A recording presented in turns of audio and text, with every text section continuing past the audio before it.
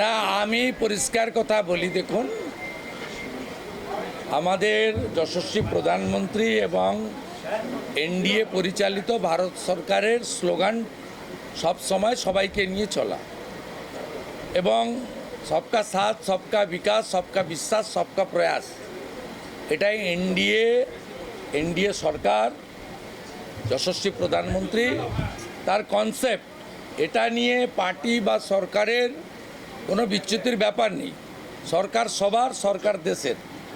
As a BJP functionaries এবং ground লেভেলে আমি কাজ করি, তাতে আমি দেখেছি যে ভারতীয় জনতা পার্টিকে হিন্দুদের পার্টি হিসেবে চিহ্নিত করে দেওয়া হয়। সেটা বিশেষ করে আমাদের এই রাজ্যে, আমি অন্য রাজ্যের কথা বলবো না, মমতা ব্যানার্জি বিশেষভাবে এটা করেন এবং তার ফলে আমার নিজের ইলেকটোরাল এরিয়ায় আমি দেখেছি প্রধানমন্ত্রী আমার এবং প্রাক্তন তমলুকের এমপির রেকমেন্ডেশনে পিএম কেয়ার থেকে অর্থ দেওয়ার পরেও ভোট সে অন্য কাউকে দিতে পারে, সে প্রধানমন্ত্রীর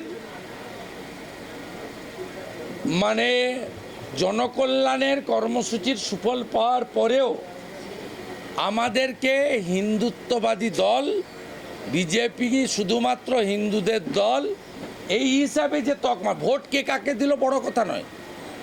তৃণমূল বলছে লক্ষ্মীর ভাণ্ডার বন্ধ করব, সাগরদিঘিতে বন্ধ করেছে।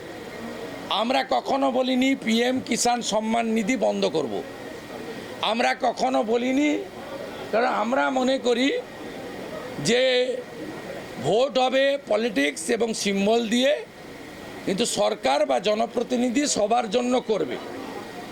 আমি অ্যাজ এ বিজেপি কর্মী, বুথে কাজ করা কর্মী, গ্রাউন্ডে কাজ করা কর্মী হিসেবে আমি আমার এক্সপ্রেশনটা এটাই ছিল এবং এটা সত্য। পশ্চিমবঙ্গের মাটিতে দাঁড়িয়ে এটা আপনি অস্বীকার করতে পারবেন না যে শুধুমাত্র সনাতনী হিন্দুরাই বিজেপিকে ভোট দিয়েছে। সংখ্যালঘু বিশেষ করে মুসলিমরা বিজেপিকে ভোট দেয়নি। 100 জন মুসলিমের মধ্যে 91 জন 2021-এ ভোট দিয়েছিলেন মমতা ব্যানার্জিকে। এবারে 95% মুসলিম ভোট দিয়েছে।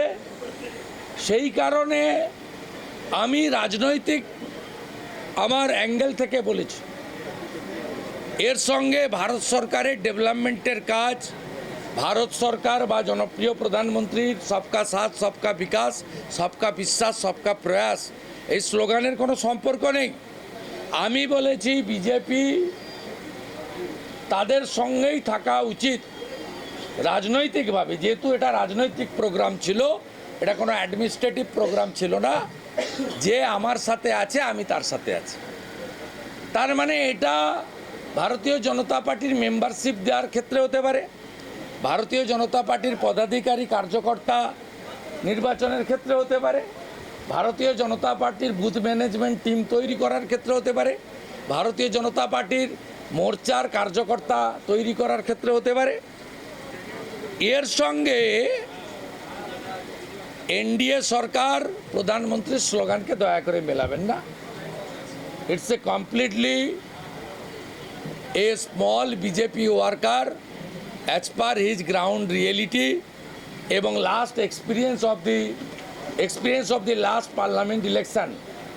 I said in front of media, in front of delegates, those delegates are coming from the all over the state, more than 2000 delegates. We assemble here. Today is our extended working meeting.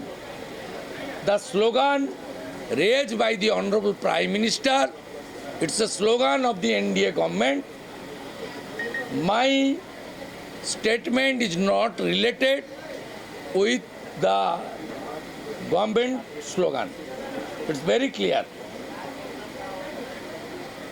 Is there anything? Bangla নিয়ে নিচ্ছি।